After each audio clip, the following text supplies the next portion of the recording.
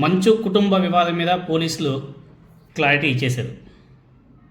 మోహన్ బాబు కుటుంబ వ్యవహారం రచ్చకెక్కిన సంగతి మనకందరికీ కూడా తెలిసిందే.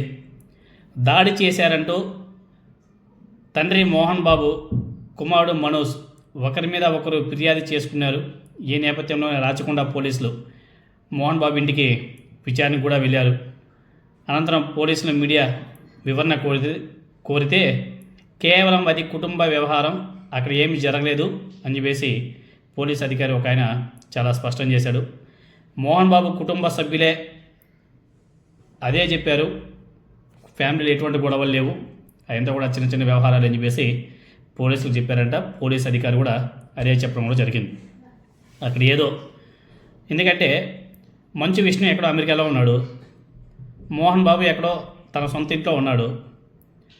ఆ యూనివర్సిటీకి సంబంధించి ఏదో మోహన్ బాబు గారి యూనివర్సిటీ వ్యవహారాలు చూసే వినయ్, అదేవిధంగా మంచు మనోజ్కి ఏదో మధ్య చిన్నపాటి గొడవ ఏదో జరిగిందంట. దానికి సంబంధించి ఏదో నడుస్తుందంట. ఆ లోపు ఏదో పెద్ద ఆడవిడి కూడా జరిగిపోవడం జరిగింది.